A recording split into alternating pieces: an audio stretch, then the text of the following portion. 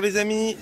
Alors pour faire suite à la vidéo que j'ai fait tout récemment sur les anges gardiens, comment leur parler, la communication avec eux ou ces guides, je voudrais maintenant parler un petit peu d'autre chose qui est ce qu'on va appeler le destin. Qu'est-ce qui fait que dans votre vie tout d'un coup vous vous retrouvez sur tel chemin, vous alliez dans telle direction ou bien les choses se passent comme ci ou se passent comme cela. C'est ça que je voudrais voir un petit peu aujourd'hui avec vous parce que si on sait y regarder de plus près, si on sait y porter une attention particulière sur ce qui nous arrive, on s'apercevra que parfois il arrive que le destin se mêle un petit peu de notre vie, si on peut dire ça comme ça, et qu'il nous dirige vers ce qui nous est plus ou moins prévu, enfin pas prévu, je vais pas partir dans le sens destin, on a tous une destinée, les choses doivent se passer comme ci comme ça. Je pense que c'est très ouvert là-dessus, il peut y avoir différentes opinions, je pense simplement que il doit y avoir d'une certaine manière une direction que nous prenons. Cette direction, elle s'appelle le destin. Il y a probablement différentes étapes que l'on va passer dues à ce destin. Des choses que l'on doit faire, des choses qui doivent nous arriver. Et à un moment ou l'autre, dans notre destinée, on va se confronter à ça. On va être en relation avec ces choses-là d'une manière ou d'une autre, de toute façon. Maintenant, comment ça va se passer? Bien, je vais vous donner mon exemple personnel de ce qui m'est arrivé à moi, qui est une très très bonne chose, hein, que je souhaite à tout le monde. Le dénouement, je le souhaite à tout le monde, le ressenti, pas forcément. Moi, par exemple, j'étais dans ma vie sur une ligne qui me convenait bien, je m'en sortais, j'avais un job qui me plaisait, j'étais dans la création puisque je faisais de la rénovation, je faisais de la création pour tout ce qui est les logements. Et est arrivé un moment, un instant, désolé, j'ai dû rappeler mon chien. Donc est arrivé un moment où j'ai eu des gros soucis de santé avec mon dos. Et avant que ces soucis arrivent, je vais essayer de prendre les choses un peu chronologiquement. J'avais un intérêt particulier pour tout ce qui est d'apporter de l'aide. D'une manière générale, je ne savais pas trop comment, pourquoi, je ne me sentais pas spécialement qualifié pour ça. Mais j'avais une forme de bienveillance en moi et envie de faire changer les choses, si on peut dire ça comme ça. Et je faisais des expériences déjà assez spirituelles. Lorsque j'étais dans mon autre profession, j'essayais des choses, quoi. J'ai été parler à des channelings, j'ai été faire du chamanisme, j'ai fait pas mal de choses pour m'emmener sur une voie spirituelle. Et je voulais vraiment apporter quelque chose de mieux aux existences des gens. Et je me rappelle qu'un jour un chaman m'avait dit que dans le travail que je faisais sur les différentes maisons que je rénovais et l'énergie que j'y mettais, le nettoyage que j'y faisais, c'était déjà une façon d'aider et d'apporter aux gens. Et je me rappelle qu'à cette époque-là, j'avais une grosse frustration de ça. Pour moi, c'était pas assez. J'aurais voulu faire quelque chose qui soit beaucoup plus clairement constructif pour le bien-être des gens, plutôt que de nettoyer simplement des lieux d'habitat, les rénover, même si c'était joli et que ça donnait effectivement une jolie énergie, c'était pas une impression que j'avais de donner un soin à qui que ce soit. Et puis, je vous passe les étapes, hein, c'est allé beaucoup plus long que ça, mais de fil en aiguille, je me suis retrouvé à avoir des gros soucis avec mon dos, de plus en plus de difficultés à faire les œuvres physiques, et jusqu'au moment où il a pété, quoi. J'ai 2 vertèbres qui se touchaient, j'ai dû prendre énormément de médicaments pendant une année, puis faire des infiltrations, tout un tas de choses qui étaient extrêmement douloureux. J'avais plus la capacité de rester debout pendant plus de 15 minutes sans que ça me fasse horriblement mal, plus la capacité de rester assis pendant plus de 15... Enfin bon, il n'y avait plus une seule position statique que je pouvais tenir pendant plus de 15 minutes sans que ça soit atroce. Donc je pouvais pas plus travailler comme je le faisais, je pouvais plus gagner ma vie comme je l'avais fait, et il est arrivé un moment où j'ai dû me faire opérer. Cette opération, j'en ai eu 2 des opérations, et les 2 opérations ont donné des résultats qui sont extrêmement bien au niveau du confort, mais qui ne me permettent pas au jour d'aujourd'hui de reprendre un travail qui soit usant comme le travail du bâtiment. Et c'était une occasion pour moi de pouvoir... j'ai étudié un petit peu comme ça en autodidacte sur le côté depuis une dizaine d'années tout ce qui est attrait à l'hypnose, la programmation neurolinguistique, les comportements, la psychologie et les méthodes de communication. C'était quelque chose qui a toujours eu beaucoup d'intérêt pour moi, et puis j'ai étudié énormément ça. Et puis c'était l'occasion de prendre le temps d'y étudier un peu plus. Puis, comme j'ai dû me rediriger vers j'ai dû me réorienter quoi, vers une profession différente qui soit accessible à mon nouvel état physique, à mes nouvelles capacités, mes nouvelles limitations, eh bien, j'en ai profité pour me dire, bon, si je commençais à voir, pour me réorienter, pour me former vers quelque chose qui soit plus thérapeutique, qui soit plus, déjà plus léger pour mon corps à supporter, et puis qui aille dans le sens de cette curiosité que j'ai depuis longtemps pour aider. Et donc j'ai commencé à prendre des cours d'hypnose, cours de PNL, d'approche systémique, de tout un tas d'outils psychologiques qui sont employés par les psychologues, les psychiatres, des méthodes de communication, puis différentes rencontres que j'ai fait de fil en aiguille, j'en suis devenu psychothérapeute.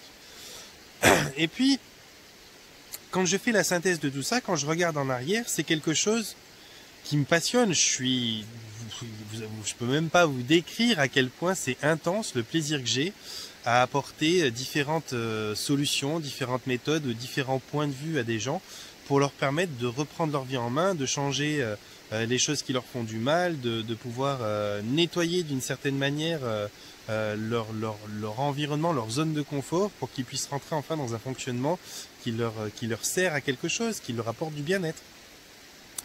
Et dans ce plaisir-là, j'ai plus de doute parce que de fil en aiguille que j'ai pratiqué, j'ai eu d'abord les outils qu'on va appeler les outils techniques et théoriques, qui sont toutes les études que j'ai fait là-dessus, les diplômes que j'ai passés.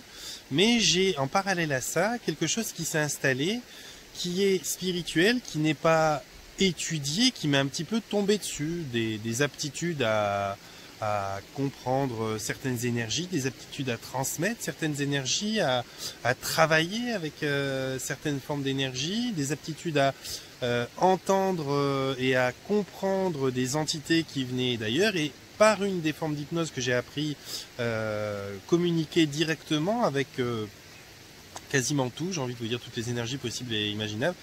C'est donc cette fameuse hypnose régressive quantique. C'est elle qui a un petit peu déverrouillé la porte qui restait un peu coincée. Et qui m'a permis d'accéder à un autre monde, à un monde éthérique, à un monde subtil auquel je n'avais pas du tout accès dans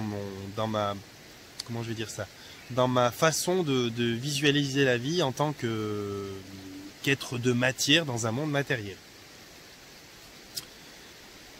Je me retrouve au jour d'aujourd'hui à travailler donc avec ces différents outils que j'ai développés, que j'ai appris à l'école, qui m'ont été enseignés lors de cours, et à fonctionner aussi avec quelque chose de plus énergétique, à fonctionner même en collaboration avec différentes entités, différents anges, qui eux apportent des soins indépendamment de moi et de mes compétences. Simplement, ils s'associent à mon travail pour donner des résultats d'autant plus probants.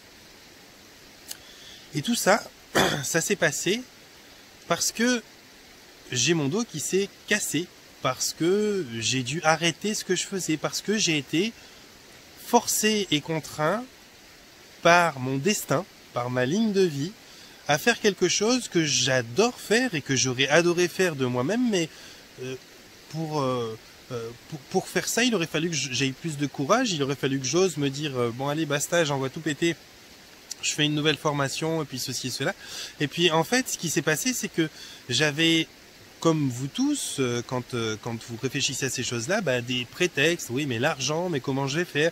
Et puis payer les cours, et puis faire les cours sans pouvoir travailler à côté, et puis ceci, et puis cela. Bon, bref, il y avait tout un tas de prétextes qui me contraignaient à ne pas pouvoir faire ça, pas pouvoir changer ma vie. Et finalement, le fait que ma santé ait craqué sur un de ces aspects m'a contraint, m'a obligé à de toute façon m'arrêter de travailler et à pouvoir envisager autre chose, parce que de toute façon ce que je faisais avant, je pouvais plus imaginer le refaire par après. Donc c'était presque